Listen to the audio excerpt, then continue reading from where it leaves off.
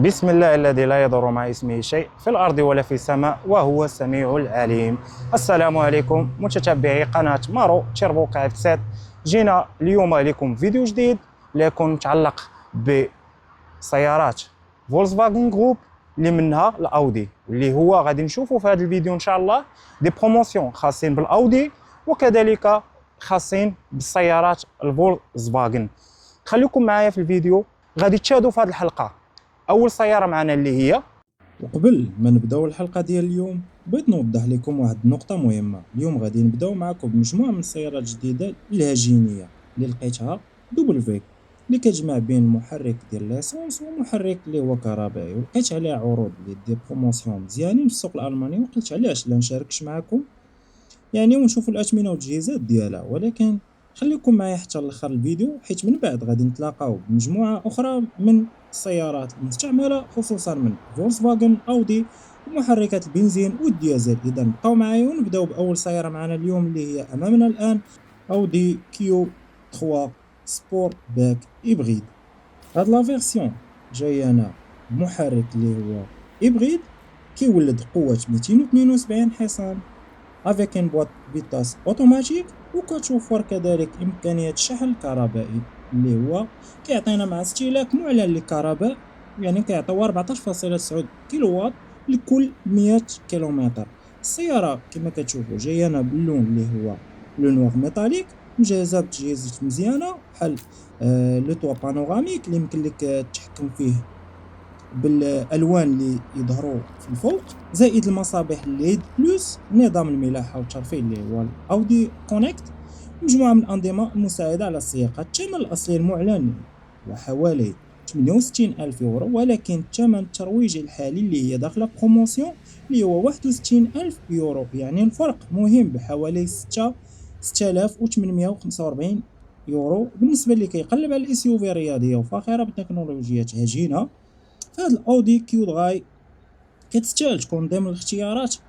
يعني الناس اللي كيقلبوا على السيارات جديده من المانيا و اون بليس دو سا داخلين في دي بروموسيون اللي ريزونابل مقارنه بالسوق المغربي. الان ندوزو الى السياره المواليه، اودي كيو 8 اس يو في اس لاين. تنهضروا على الفخامه والقوه. هاد لا فيرسيون كتجينا بمحرك اللي هو اسونس هيبريد بقوة إجمالية ديال 290 كيلووات، يعني كتولد لينا 394 ديال الخيل، مع موتور اللي هو 3 لتر افيك ان بوات دو فيتاس اوتوماتيك. من ناحية لي زوبسيون عندنا لو طوا بانوراميك، وكذلك لا كليماتيزاسيون ستاسيونير اللي كيتخليك تهيئ الجو داخل السيارة قبل ما تدخليها.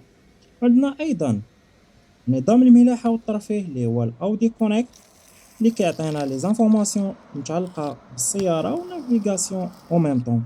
كذلك مجموعه اخرى من ديال لي زيكيبمون اللي كتزيد من الراحه والعمليه ديال هاد السياره. السياره كتجينا باللون اللي هو لو نوار ميتاليك. الثمن الاصلي ديالها معروضه بحوالي 110 ديال الالاف يورو، ولكن مع اللوف اكطويل نزل الثمن حتى ل 89 الف يورو، يعني ان ايكونومي مهمه كتقربنا ل 21 الف يورو. وإذا كانت السيارة غادي تخرج خارج أوروبا وحسبنا 19% ديال التهفئة اللي نقدروا نقصوها، غادي يبقى الثمن هو 72 ألف يورو. بصراحة مع هاد النيفو ديال الفخامة والقوة ولي زوبسيون اللي فيها، كتعتبر هاد الأودي كيو 8 صفقة مربحة بالنسبة للناس اللي كتقلب على اون فواتور دبليو بلوس كو سا هوت دو غام est très bien équipé et pourquoi pas خاصة بالناس اللي كتقلب على التجارة أو الناس اللي باغا تكسب المليح في عالم السيارات. ندوزو الآن للسيارة الموالية، ودابا نرجعو لوحدة من السيارات اللي كتجمع بين لا تكنولوجي والاقتصاد في الاستهلاك اللي هي الاودي كيو 3 اس يو في هيبريد. هاد لا فيرسيون كتجمع بمحرك اللي هو اسونس هيبريد او شارجابل بقوة إجمالية ديال 200 كيلووات، يعني كيولد لينا 272 حصان avec une motorisation ديالها اللي 1.5 اسونس avec une boîte de vitesse automatique. من ناحية لي زوبسيون عندنا لو طوا بانوراميك، لو كلي كونفور، لي فار ليد بلس، زائد العديد من لي زوبسيون. سيارة كتجينا باللون اللي هو لو نوار ميتاليزي، وعندنا استهلاك كهربائي اللي هو حوالي 2.1 كيلو واط لكل 100 كيلومتر، هادشي حسب المعطيات اللي كاينه في لافيش ديال لا فواتور بيان سور. الثمن الاصلي ديال هاد الاودي كيو 3 هو حوالي 64,000 يورو، ولكن مع لوفر اكتويل ديسكاونت اللي دارو الثمن نزل حتى ل 58,000 يورو، يعني تتيكونوميزي تقريبا 6000 يورو. وبصراحه لاي واحد كيقلب على اس يو في ابغيد غوشارجابل جديده بهذا المستوى ديال لي زوبسيون تكنولوجيا، يعني العرض كيستاهل الاهتمام. وبالتاكيد كما كنشوفوا يعني في السوق مقارنه بين السوق المغربي والسوق الالماني، يعني هناك فوارق كبيره من ناحيه الثمن. ودابا ننتقلوا لوحده اخرى من سيارات الاودي اللي كتجمع بين لا سبورتيفيتي لو كونفور والتكنولوجيا، اللي هي الاودي A5 هيبريد. هاد لا فيرسيون كتجيب محرك اللي هو اسونس اي الكتريك بقوه اجماليه ديال 220 كيلو واط، يعني كتولد لينا 300 ديال الخيل، مع واحد الموتور اللي هو 2 لتر افيك ان بواط دو فيتاس اوتوماتيك، وزيد عليها لا ترانسميسيون انتغرال كواترو. من ناحيه ديال لي زوبسيون عندنا لو شاسي سبور ديال اس لاين اللي هو مهم بزاف كيزيد في القيمه ديال السياره. عندنا جوان 19 بوس باللون ديال الاسود، كذلك عندنا لا كليماتيزاسيون ستاسيونير بلس لا كليماتيزاسيون اوتوماتيك ديال لي 3 زون، والزاج اللي هو تانتي، ومجموعه اخرى من لي زيكيبمون. السياره طبعا كتجيب اللون اللي هو لو نوار ميتاليزي، وهاد التجمع ديال الاس لاين والكواترو والجوان ديال 19 بوس كيعطيها واحد الشكل اللي هو رياضي وانيق بزاف. بالنسبه الثمن ديال هاد الاودي A5 اللي هو الثمن الاصلي ديالها اللي كيوصل تقريبا 74,000 يورو، ولكن مع لوفر بروموسيونيل نزل حتى 60,000 يورو، يعني كتيكونومي تقريبا 13,000 يورو. غير واحد النقطة مهمة بغيت نشير لها، أن هاد الثمن الترويجي اللي هو 60,000 يورو مخصص فقط للزبناء المهنيين واللي عندهم الشركات. ندوزو الآن السيارة الموالية الأودي A6 كواترو. هاد لا فيرسيون كتجيب محرك ديزل بسعة اللي هو 3 لتر افيك ان بواط دو فيتاس اوتوماتيك ولا ترانسميسيون انتغرال كواترو، يعني السيارة مناسبة بزاف اللي كيقلب على الراحة والثبات في السفر مع القوة ديال الموتور ديزل. من ناحية لي زوبسيون ما عندي لاش نذكرهم لأن الثمن غالي بزاف جاني. الثمن الأصلي ديالها كان هو 96,000، ولكن لا بروموسيون خلاتها ب 76,000، يعني تخفيض ديال 20,000 أورو. ولكن هاد التخفيض مخصص فقط للزبناء المهنيين والشركات، يعني ما عندي لاش نذكر لي زوبسيون ديالها. وندوزو للسيارة الموالية اللي فعلا كتجمع بين لا بويسونس لا سبورتيفيتي والتكنولوجيا، وهي الاودي ار اس 3 سبورت باك استرونيك، مسجله لاول مره في 2 دجنبر 2025 وعندها تقريبا 8000 كيلومتر. هاد الار اس 3 سبورت باك كتجيب محرك اللي هو اسونس، السعه ديالو 2.5 لتر بقوه ديال 294 كيلو واط، يعني كيولد لينا 400 ديال الخيل، مع اون بواط اوتوماتيك استرونيك كتجينا بسات رابور ولا ترانسميسيون انتغرال كواترو. من ناحيه لي زوبسيون عندنا لو توا بانوراميك، لا كليماتيزاسيون اوتوماتيك 3 زون، لي سياج الكتريك مع شوفاج، بالاضافه لي فار ماتريكس ليد ونافيغاسيون والكاميرا 360 دوغري، ومجموعه اخرى من لي زيكيبمون. بالنسبه للثمن ديال هاد الاودي ار اس 3 هو 63,000 يورو مع امكانيه استرجاع التافهه حسب الشروط، ولا نقصنا منها لو بورسونتاج ديال التافهه كيبقى الثمن ديالها هو 53,000 يورو. بصراحه بالنسبه لسياره بقوه 400 حصان محرك اللي هو 2.5 وكواترو وهاد الجهازات كامله، الثمن كيولي مثير للاهتمام بالنسبه بزاف ديال الناس اللي يقدر يستافدوا من استرجاع لا تافيا. ندوزو الان للسياره المواليه اودي A3 سبور باك. هاد لا فيرسيون كتجيب محرك اللي هو اسونس هيبريد ريشارجابل بقوة إجمالية ديال 150 كيلو واط، يعني كتولد لينا 204 ديال الأحصنة. موتور اللي هو 1.5 لتر، كيجي مع اون بواط دو فيتاس اوتوماتيك. من ناحية لي زوبسيون عندنا لو سياج كونتيكتور الكتريك، بالإضافة لو بارك اسيست بلوس. كاين كذلك نظام الملاحة والترفيه اللي هو الاودي كونيكت، نافيغاسيون انفورماسيون بلوس، ابليكاسيون ستور اودي، زائد سمارت فون انترفيس، بالاضافه لفار ليد ومجموعه اخرى من لي زيكيبمون. بالنسبه للثمن هو حوالي 49 ألف يورو، ولكن لوفر بروموسيونيل اللي حطاتها شركة الأودي نزل حتى ل 39 ألف يورو، يعني كتيكونومي تقريبا 10,000 يورو.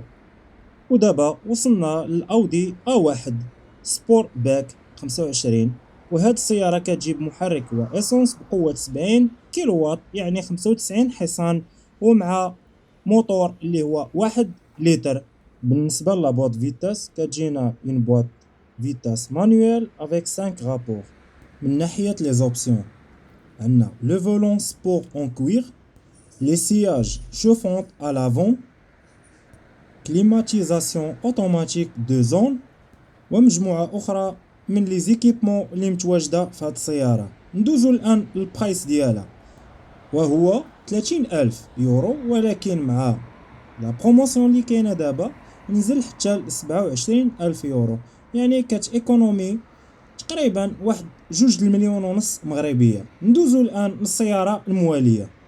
ودابا الإخوان، من بعد ما شفنا مع بعضياتنا مجموعة من السيارات اللي هي الأودي جديدة واللي كان فيهم عروض وتخفيضات مهمة، دابا غادي نبدلو شوية الجو وندوزو للمرحلة الثانية من هاد الحلقة، واللي هي سيارات مستعملة اللي ممكن تلقاوها في السوق الألماني. وغادي نبداو بأول سيارة مستعملة معنا، وهي الأودي A3 سبور باك 30 تيربو ديريكت انجكسيون استرونيك. هاد المرة غادي نركزو اكثر على الحالة ديال السيارة، سنة التسجيل، عدد الكيلومتراج، والمحرك والجهازات بالطبع، والثمن، باش نشوفو واش العرض فعلا كيستاهل ولا لا. ويلا بينا نبداو باول اودي مستعملة معنا. هاد الاودي مسجلة اول مرة في 29 نوفمبر 2022، وضاربة حوالي 68,800 كيلومتر. كتجيب محرك اللي هو ديزل 2 لتر بقوة 116 الحصان، مع اون بواط فيتاس اوتوماتيك استرونيك افيك 7 رابور. من ناحية لي زوبسيون عندنا كليماتيزاسيون اوتوماتيك دو زون، لي فار ليد، لي سياج شوفون، هادشي طبيعي يكون فيها، فيرتوال كوكبيت، ريغولاتور دو فيتاس، ايد او ستاسيونمون، اضافة الى عديد من لي زوبسيون لي موفرة في هاد السيارة. والسيارة عندها كذلك 12 شهر ديال الغارونتي، والثمن ديالها هو 19,000 يورو و950، ومع إمكانية استرجاع TVA حسب الشروط. هاد العرض يقدر يكون انتريسون اللي كيقلب على الأودي A3 2 لتر تيربو ديريكت انجكسيون اوتوماتيك. ودابا الأصدقاء ننتقلوا لوحدة من السيارات اللي عندها شعبية كبيرة عند عشاق السيارات الرياضية، واللي هي طبيعة الحال فولكسفاغن الجولف 8. كتجينا ب 2 لتر جي تي اي. هاد النسخة كتجمع بين لا بيرفورمانس الرياضية، الاستعمال اليومي، والجهازات الحديثة، خصوصا مع المحرك القوي اللي الكيلومتراج ديالو قليل. هاد لا جولف جي تي اي مسجلة أول مرة في 3 يناير 2024، وداربة غير 16,467 كيلومتر، يعني ما ضربة والو. كتجينا بمحرك اللي هو 2 لتر اسونس بقوة ديال 245 حصان، افيك ان بواط اوتوماتيك اللي هي دي اس جي. من ناحية لي زوبسيون عندنا كليماتيزاسيون اوتوماتيك 3 زون، لي فار ليد بلاس، عندنا سيستم دو نافيغاسيون ديسكوفري، عندنا لي سياج شوفونت، ايد او ستاسيونمون افون اي اغيير، ومجموعة اخرى من الجهازات. بالنسبة للثمن ديال هاد لا جولف 8 جايانا جي تي اي كتجينا ب 29,850، وبصراحة مع قوة ديال 245 حصان ومحرك اللي هو 2 لتر وبغير 16000 كيلومتر ضربه. يعني هاد السياره تقدر تكون اختيار ممتاز اللي كيقلب على الجولف جي تي اي رياضيه قويه مجهزه مزيان وفي نفس الوقت صالحه للاستعمال اليومي. ندوزو الان للسياره المواليه.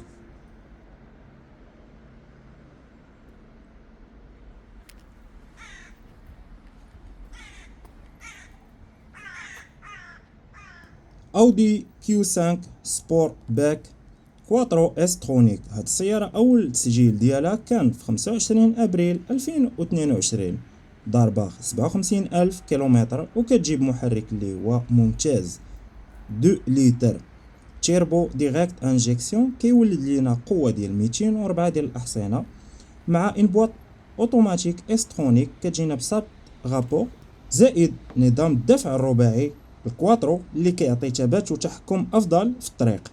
من ناحية لي زوبسيون كتجينا كاميرا دو ريكول، كليماتيزاسيون اوتوماتيك 3 زون، لي فار ليد، سيستم دو نافيغاسيون MMI+, لي سياج شوفونت avec fonction mémoire، éclairage d'ambiance، زائد نظام كيتعرف على إشارات المرور ومساعدة لتغيير المسار يعني الاسيست دو شونجمون دو فوا والاكتيف لان اسيست، زائد عديد من التجهيزات الرائعة في هاد السيارة الكيو 5.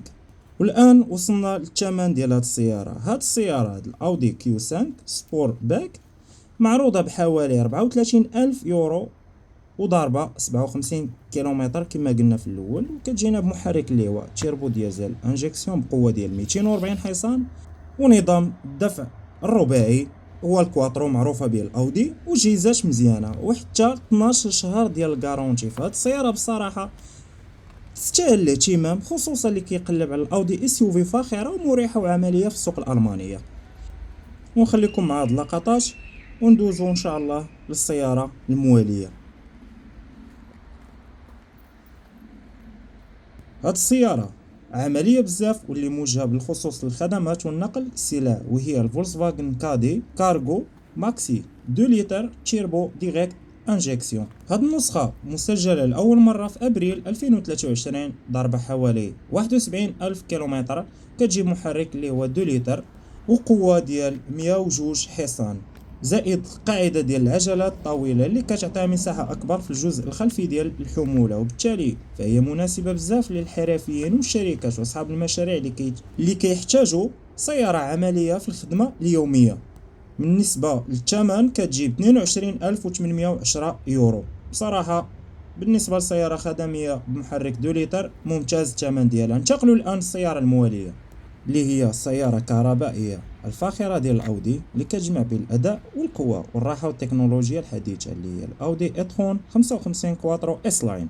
هاد النسخة مسجلة لأول مرة في 14 مارس 2023، ضربة حوالي 62,000 كيلومتر، كتجيب محرك اللي هو إلكتريك 100%، كيولد لينا 408 ديال الخيل مع نظام الدفع الرباعي كواترو اللي كيعطيه ثبات ممتاز وتحكم كبير في الطريق خصوصا في السفر والمسافات الطويلة. من ناحية لي زوبسيون هاد الأودي e-tron 55 مجهزة بشكل فاخر، كليماتيزاسيون اوتوماتيك 4 زون، مقاعد جلدية فاخرة من نوع فالكونا مع لي سياج شوفونت، وكذلك مقاعد كهربائية بالذاكرة. عندنا كذلك لي فار ماتريكس ليد والام ام اي نافيغاسيون، يعني نظام ملاحة متطور مع شاشة تعمل باللمس ولوحة عداد رقمية متطورة أمام السائق والعديد من الأجهزة المتطورة. بالنسبة للثمن هاد الأودي e-tron 55 معروضة بحوالي 41,810 يورو. بصراحة هاد الاس يو في كهربائية فاخرة بقوة ديال 408 ديال الأحصنة ونظام كواترو وجهازات من أعلى المستويات. في هاد العرض كيبان بين العروض اللي تستحق الاهتمام في السوق الألماني. ندوزو الآن السيارة الموالية اللي معروفة بالاعتمادية ديالها خصوصا بالنسبة للعائلات الكبيرة أو الناس اللي كيخدموا في النقل، وهي الفولكسفاغن تي 6.1 الكومبي مع 9 مقاعد. هاد النسخة مسجلة لأول مرة في 5 ماي 2022، ضربة حوالي 58,000 كيلومتر، كتجيب محرك اللي هو 2 لتر تيربو ديريكت انجيكسيون وقوة ديال 110 ديال الأحصنة مع ان بواط مانويال كتوفر 9 الاماكن للجلوس، وهذا الشيء كيخليها مناسبه بزاف للعائلات الكبيره والاستعمال المهني. وبالنسبه للثمن ديال هذا الكومبي 2 لتر معروض بحوالي 28 ألف يورو. للعلم الثمن ديالها وهي جديدة كان كيوصل تقريبا لأكثر من 45 ألف يورو، يعني دابا كاين فرق مهم في الثمن، ومع ذلك مازال كتقدم نفس العملية والمساحات الكبيرة. والمحرك اللي هو 2 لتر معروف بالاعتمادية ديالو. ندوزو الآن للسيارة الموالية اللي عليها طلب سواء في أوروبا أو حتى في المغرب، اللي هي الجولف 8. هاد السيارة معروفة بالاعتمادية ديالها والراحة في السياقة، والمحرك الاقتصادي اللي كيعطي أداء ممتاز سواء في المدينة أو في الطريق الطويل. هاد النسخة مسجلة لأول مرة في 31 يناير 2023، ضربة 39 ألف كيلومتر، وكتجيب محرك اللي هو 1.5 اسونس، وقوة ديال 150 حصان افيك ان بواط اوتوماتيك، يعني قيادة مريحة وسلسة. من ناحية لي زوبسيون هاد الجولف 8 مجهزة بشكل راقي وممتاز. كتجي كليماتيزاسيون 3 زون، ديجيتال كوكبيت برو، نافيغاسيون ديسكوفري برو، والعديد من التجهيزات الراقية. ندوزو الآن للثمن. هاد الفولكسفاغن 8 معروضة بحوالي 21 ألف يورو. للعلم الثمن ديالها وهي جديدة كان كيوصل تقريبا ما بين 33 ألف إلى 35 ألف يورو حسب التجهيزات، يعني اليوم تقدر توفر أكثر من 10,000 يورو. ندوزو الآن للسيارة الموالية دائما مع الجولف 8، واللي هي هاد النسخة كتجيب محرك هجين خفيف اللي كيساعد على تقليل الاستهلاك والوقود ويخلي السياقة أكثر سلاسة. هاد النسخة مسجلة لأول مرة في 3 أبريل 2024، وضربة حوالي 32 ألف كيلومتر، وكتجينا بمحرك اللي هو 1.5 إسانس إبغيد. كيولد لينا قوة 150 حصان افيك ان بواط اوتوماتيك 7 غابور، يعني السيارة مريحة في القيادة واقتصادية ومناسبة للاستعمال اليومي والسفر. ندوزو الآن للثمن ديالها بدون ذكر لي زوبسيون لأنهم نفس لي زوبسيون كما شفناهم في السيارة اللي قبل. بالنسبة للثمن هاد الجولف 8 معروضة ب 24 ألف يورو. للعلم الثمن ديالها هو جديدة كان كيوصل تقريبا ل 37 ألف يورو على حسب التجهيزات، يعني اليوم تقدر توفر 12 ألف يورو. ندوزو الآن للسيارة الموالية ودائما مع الجولف 8. هاد النسخة مسجلة لأول مرة في 15 مارس 2023، ضربة 34 ألف كيلومتر، وكتجينا بمحرك اللي هو 2 لتر إسانس وقوة 190 حصان مع ان بواط اوتوماتيك افيك 7 غابور، يعني اداء ممتاز، تسارع ومريح سواء في المدينه وفي الطريق. ما غاديش نمشيو نشوفوا لي زوبسيون ديالها ونشوفوا الثمن ديالها. الثمن ديال الفولكسفاغن 8 معروض بحوالي 27 ألف يورو، والثمن ديالها وهي جديد كان كيوصل تقريبا ما بين 40 حتى 42 ألف يورو، وهادشي حسب التجهيزات. يعني اليوم تقدر توفر أكثر من 12 ألف يورو، وفي نفس الوقت كتستافد من محرك اللي هو 2 لتر إسانس بقوة ديال 190 حصان مع سقف بانوراميك وديجيتال كوكبيت برو، يعني سيارة ممتازة بالنسبة للناس اللي كتقلب على الجولف 8. قوة تكون فيها ممتازة ومجهزة، وثمن معقول مقارنة بجديدة، فهذا العرض كيبقى ما بين أفضل العروض اللي يمكن تلقاها. ندوزو الآن للسيارة الموالية، ودابا ننتقلوا لوحده من السيارات الاس يو في العمليه ومحبوبه بزاف في السوق، وهي الفولكسفاغن تيغوك 1 لتر اسونس. هاد النسخه مسجله لاول مره في شتنبر 2025، ضربه 24 الف كيلومتر، وكتجيب محرك اللي هو 1.0 بنزين، يعني وكيولد لنا قوه ديال 116 حصان مع انبواط مانويل. هذا المحرك معروف بالاقتصاد ديالو في الاستهلاك، وفي نفس الوقت كيعطي اداء كافي للاستعمال اليومي سواء داخل المدينه او في الرحلات الطويله. ولا تيغوك كتجمع بين تصميم الاس يو في الرياضي ووضعيه السياقه المرتفعه وراحه كبيره في الاستعمال اليومي. من ناحيه لي زوبسيون كتجي عندنا شاشه رقميه، مصابيح ديال الليد اماميه، مكيف اوتوماتيكي، نظام الملاحه اللي هو ديسكوفري ميديا، تسخين المقاعد، زائد العديد من التجهيزات المميزه. ندوزو للثمن. هاد الفولكسفاغن تيروك معروضه حاليا بحوالي 22 ألف يورو ومع 12 شهر ديال الكارونتي. بالمقارنه مع الثمن ديالها وهي جديده في هذه النسخه كتقدم اليوم فرصه مزيانه باش تاخذ تيروك حديثه مسجله في 2025 وبكيلومتراج اقل. ودابا ننتقلوا لوحده من السيارات اللي كتجمع بين الاناقه العمليه والراحه، واللي هي الاودي A4 35 الاسترونيك. هاد النسخه مسجله لاول مره في 10 فبراير 2022، ضربه حوالي 52 الف كيلومتر. كتجينا بمحرك اللي هو 2 لتر اسونس، كيولد لنا قوه 150 حصان مع ناقل حركه اوتوماتيكي الاسترونيك، يعني بواط اوتوماتيك ودوبل اومبرياج اللي كيعطيها تبديل سريع وسلس. وزيد على هذا الشيء السياره جايبه بهيكل، يعني البريك اللي كيوفرها مساحه كبيره في الجزء الخلفي، وبالتالي كتكون عمليه بزاف للعائلات والسفر، في نفس الوقت كتحافظ بالاناقه والستايل الرياضي المعروف عند الاودي. من ناحيه لي زوبسيون، عندنا نظام ملاحه متطور مع شاشه وتحكم باللمس، عندنا تسخين المقاعد، نقل الحركه اوتوماتيكي بدوبل كلاتش، عندنا كذلك مصابيح اماميه اللي هي الليد، ونظام ربط وشحن الهاتف داخل السياره، وحساسات الركن من الامام والخلف الى اخره. يعني عديد من لي زوبسيون اللي فيها ممتازه. ندوزو الان للثمن ديالها. السياره معروضه بحوالي 20,000 يورو و990 مع امكانيه استخراج الضريبه، يعني مقابل حوالي 21,000 يورو كتستافد من اودي 4 بقوه 150 حصان وناقل حركه اوتوماتيكي الاسترونيك وكيلومتراج 52,000، يعني صفقه ممتازه. ندوزو الان للسياره المواليه اللي هي غتكون الاخت ديال السياره الاخرى، وغادي نلاحظوا غير الثمن ديالها اللي هو كتجينا هاد السياره كذلك ومثال ب20,000 يورو، يعني تقريبا نفس الثمن، وما كاينش ديفيرونس كبيره في الكيلومتراج بيناتهم. وغادي ننتقلوا للسياره الثالثه اللي هي الاودي A4، ونفس القضيه عندهم، يعني ونفس الثمن كنهضروا عليه. سيارات نقيين، الصباغه ديالهم ما كاين لا جرح لا ضرابي لا والو، يعني سياره انيقه ومبونيطه كما كنقولوا، ونفس الثمن كما شفنا في السياره الاخرى، ونفس لي زوبسيون فيهم.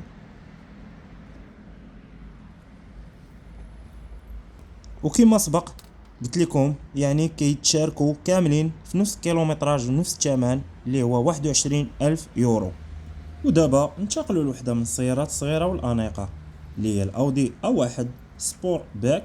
كتجينا استرونيك. هاد النسخه مسجله لاول مره في 11 فبراير 2025، ضربه غير 8500 كيلومتر، يعني الكيلومتراج ديالها والو.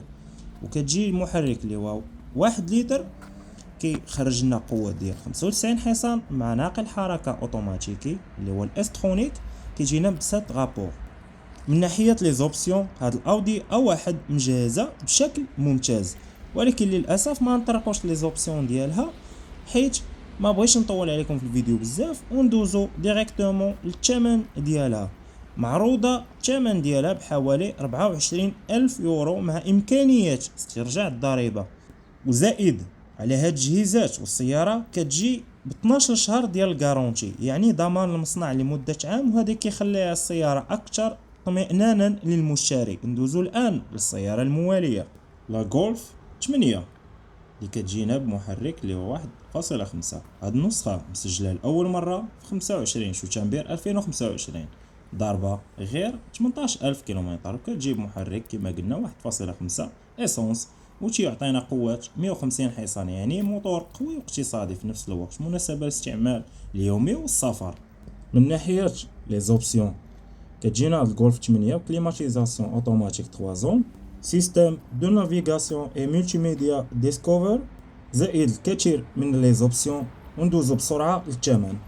وبالنسبه للثمن كتجينا الغولف 8 ب 25,000 يورو، يعني اليوم تقدر تستافد من غولف 8 مسجله في 2025 بكيلومتراج قليل ديال 18,000 كيلومتر، وبقوه 150 حصان، ومساحه كبيره للعائله والامتعه، وزيد عليها جهازات مزيانه غير ب 25,000 يورو. وزيد على هادشي ضمان المصنع اللي هو 12 شهر، يعني شيء ممتاز. ندوزو الان للسياره المواليه. هاد السياره اللي كتجمع بين الفخامه والاداء الرياضي والتكنولوجيا المتطور، وهي الاودي S3 ليموزين كواترو استرونيك.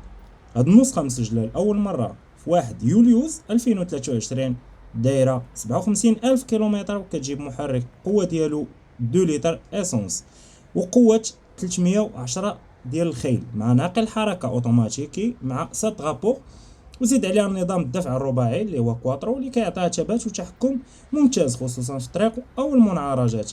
من ناحيه لي زوبسيون كتجينا بلي سياج شوفون، نافيغاسيون ام ام اي بلس، لا كاميرا دو ريكول، زائد لو توا بانوراميك، دوبل امبرياج، زائد حساسات ديال الركن من الامام والخلف، وزائد العديد من التجهيزات الرائعه. بالنسبه للثمن ديال الاودي اس 3 ليموزين معروضه بحوالي 37 ألف يورو مع امكانيه استخراج الضريبه. السياره كتجينا باللون اللي هو بلو ميتاليك كيعطيها مظهر رياضي وفخم، ومعاها كذلك 12 شهر ديال الكارونتي يعني ضمان المصنع لمده عام. يعني مقابل حوالي 37 ألف يورو كتستافد من سياره رياضيه قويه، محرك 2 لتر بقوه 310 ديال الخيل، زائد دفع رباعي كواترو، وناقل حركه اوتوماتيكي الاسترونيك مع كيلومتراج حوالي 57 ألف كيلومتر. زيد عليها تجهيزات قويه فيها صراحه. الناس اللي كتقلب على السياره الرياضيه القويه والفخمه وعمليه في الاستعمال اليومي وكتحب الاداء ديال الاودي اس 3 مع نظام الدفع الرباعي والثمن ديالها كما قلنا اللي هو 37 ألف، خاصها تكون ضمن القائمه ديال السيارات الممتازه. ندوزو الان للسياره المواليه، لا اودي كيو 3 35 تيربو ديريكت انجيكسيون استرونيك. هاد النسخه مسجله لاول مره في 6 شتنبر 2022، ضربه 37 ألف كيلومتر، كتجيب محرك اللي هو 2 لتر ديزل كيولد لينا 150 ديال الخيل مع ناقل الحركه اوتوماتيكي الاسترونيك ب7 غابور يعني بواط اوتوماتيك ادوبل امبرياج. هاد الكيو 3 جايه بناحيه لي زوبسيون، جايبه عندنا شاشه رقميه للعدادات والمعلومات، مكيف اوتوماتيكي بجوج مناطق، مصابيح اماميه ليد وتسخين المقاعد، زائد العديد من التجهيزات الممتازه. كتجينا هاد السياره 12 شهر ديال الكارونتي يعني ضمان المصنع لمده عام، وهذا كيعطيها راحه اكثر للمشتري. بالنسبه للثمن ديالها، هاد الاودي كيو 3 معروضه بحوالي 30 ألف يورو مع امكانيات استخراج الضريبه، يعني مقابل حوالي 30 ألف يورو كتستافد من اس يو في فاخره وعمليه ب2 لتر وبقوة 150 حصان مع ناقل حركة اوتوماتيك الاسترونيك 7 غابور، وكيلومتراج كما ذكرنا في الاول 37 ألف كيلومتر. والان ندوزو للسيارة الموالية اللي هي الاودي كيو 2 كواترو استرونيك. هاد السيارة من السيارات الاس يو في المدمجة اللي كتجمع بين الحجم العملي والقوة والفخامة ديال الاودي، خصوصا اذا كنتي باغي السيارة صغيرة نسبيا ولكن بمحرك قوي وتجهيزات متطورة. هاد السيارة موديل نوفمبر 2023، واول حاجة شداتني الانتباه ديالها هو الكيلومتراج حيت ضاربة 53 ألف كيلومتر، وكتجيب محرك كما قلنا 2 لتر اسونس بقوة 190 حصان، زائد اون بواط فيتاس اوتوماتيك 7 غابور استرونيك، وزيد عليها نظام الدفع الرباعي كواترو اللي كيعطيها ثبات وتحكم ممتاز في الطريق خصوصا في الاجواء والطريق الصعبه. وندوزو الان بسرعه للثمن. الثمن ديال هاد الاودي كيو 2 كتجينا ب 29950 يورو ومعها 12 شهر ديال ضمان المصنع، وتقدر تكون هاد الاودي تكون اختيار ممتاز خصوصا اذا كنتي باغي تستافد من محرك قوي ودفع رباعي مع تجهيزات كثيره بسياره مدمجه. ندوزو الان للسياره المواليه، لا اودي اس كيو 5 تيربو ديريكت انجيكسيون كواترو تيبترونيك. وهاد السياره بصراحه من الاس يو في الرياضيه اللي كتجمع بشكل مميز بين القوه والفخامه والعمليه، خصوصا اللي كيقلبوا على اس يو في كبيره وقويه. هاد السياره موديل ابريل 2023، ضاربه حوالي 51 ألف كيلومتر، وكتجينا بمحرك قوي 3 لتر تيربو ديريكت انجيكسيون ديزل بقوه 341 حصان مع علبة سرعة اوتوماتيكية تيب ترونيك ب8 ديال لي غابور، زيد عليها نظام الدفع الرباعي الكواترو يعني عندها قوة كبيرة مع ثبات وتحكم ممتاز في الطريق. من ناحية التجهيزات، السيارة كتجينا ماتريكس ليد، نظام الملاحة اللي هو MMI نافيغاسيون بلس، وسقف بانوراميك، وكاميرا خلفية وتسخين المقاعد، بالإضافة إلى كوكبيت بلس اللي كيعطي شاشة رقمية متطورة للسائق كتعطيه داكشي فيرتويال، زائد كليماترونيك 3 زون، زائد لا رومورك الكتريك، كذلك لي سياج الكتريك افيك ان ميموار، لو كوفر تا هو الكتريك، بالاضافه الى حساسات الركن من الامام والخلف ومثبت السرعه. نزيد على هادشي السيارة مجهزة كذلك بالإضاءة الديناميكية اللي كتزيد عليها واحد اللمسة مميزة في الليل. ويعني من ناحية الراحة والتكنولوجيا هاد الاس كيو 5 فعلا مجهزة بشكل قوي. اما بالنسبة للثمن ديال هاد الاودي معروضة اليوم ب53,000 يورو ومع 12 شهر ديال الضمان المصنع. وإلا كنتي كتقلب على الاس يو في الرياضية والفخمة ومن الصباح حتى للسفر والاستعمال اليومي، فهاد الاودي اس كيو 5 كتقدم واحد الميزة قوية بزاف بين الاداء ديال السيارات الرياضية والراحة والفخامة ديال اس يو في بريميوم، خصوصا اللي باغي محرك ديزل قوي مع دفع رباعي كواترو. ونخليكم الان مع هاد الصورة ديال الثمن ديال السيارة والمعلومات ديالها، وندوزو للسيارة الموالية.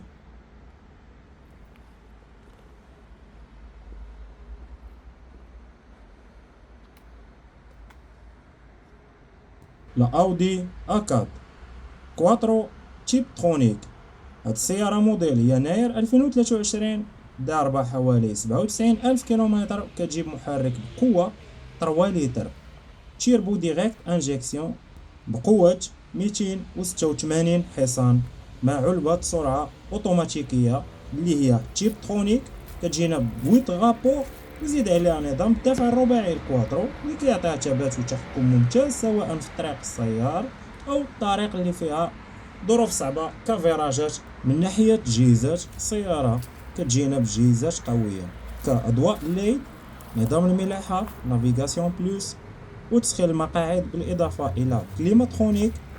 زائد واحد القضية اللي زوينة فيها، يعني فيها الكاميرا المحيطة اللي كتعطيك رؤية شاملة حول السيارة، ومع الاريا فيو بالإضافة إلى الحساسات الركن من أمام والخلف، ومعها البارك أسيست، يعني السيارة كتعاون بشكل كبير عملية الركن.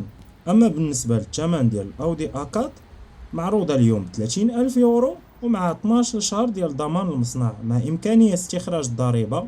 وندوزو دابا بسرعة لسيارة أخرى اللي هي الأودي اس كيو 5 سبور باك كواترو تيب ترونيك. هاد السيارة بصراحة من الاس يو في الرياضية اللي كتجمع بين القوة والفخامة والتصميم الرياضي، خصوصا بهيكل سبور باك اللي كيعطيها واحد الشكل أكثر ديناميكية وأناقة مقارنة بالاس يو في التقليدية.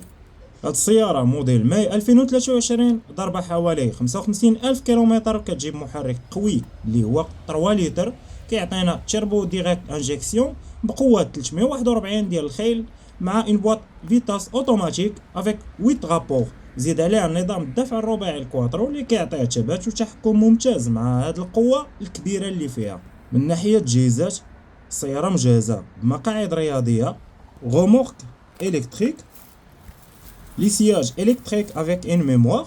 زائد هادشي عندنا حساسات ديال الركن من الامام والخلف، ومثبت السرعة بالإضافة إلى الإضاءة الديناميكية اللي كتعطيها جو مميز داخل السيارة.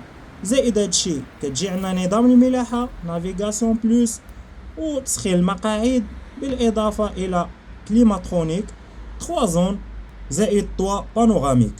وندوزو للثمن ديالها اللي هي معروضة اليوم ب51,000 يورو 450 ومعها 12 شهر ديال الضمان المصنع. وندوزو بسرعة للسيارة الموالية.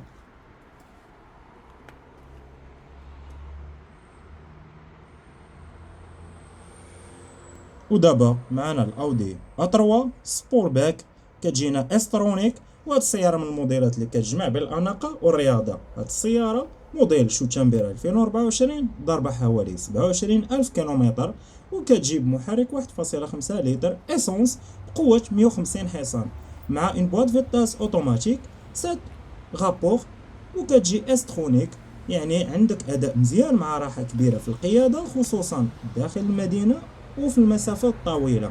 من ناحية تجهيزات السيارة جاية باللون اللي هو الأكحل الميتاليك، ومع انتيريور ديال الاس لاين اللي كيعطيها طابع رياضي من الخارج والداخل بالإضافة إلى المقاعد الرياضية. زائد نظام تعرف على إشارات المرور بالإضافة للأبياج أسيستونس، يعني مساعدة الانعطاف اللي كيزيد من المستوى ديال السلامة في القيادة السلسة ديالها. واللي مميز أكثر هو أن السيارة مجهزة بأنظمة مساعدة متطورة جدا. ندوزو الآن للثمن ديالها.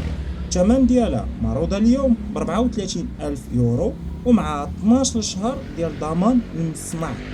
وإلا كنتي كتقلب على اطروحه حديثه انيقه ورياضيه في نفس الوقت عمليه للاستعمال اليومي ومع تجهيزات ديال الاس لاين وبمحرك اللي كيخرج 150 ديال الخيل، كتبقى هذه صفقه ممتازه. ندوزو الان للسياره المواليه لا كوبرا سبور تورير. هاد السياره من اكثر السيارات اللي كتعجب الناس اللي باغيين سياره عائليه رياضيه وعمليه. هاد السياره موديل نوفمبر 2023 ضربه حوالي 30,000 كيلومتر، كتجيب محرك اللي هو 1.5 لتر، كيولد لينا 150 ديال الخيل افيك ان بواط فيتاس اوتوماتيك، كتعطينا 7 رابور اللي معروفه بالسرعه ديال التبديل لي فيتاس واقتصاديه في الاستهلاك. ومن ناحيه التجهيزات السياره جايه عندنا نظام الملاحه الفول ليد اضواء، كاميرات خلفيه، تسخين المقاعد بالاضافه الى مقاعد رياضيه ونظام التعرف على اشارات المرور، ابياج اسيستانت لمساعده السائق اثناء الانعطاف. ندوزو الان بسرعه للثمن ديالها، فهي معروضه حاليا ب 25,000 يورو 950.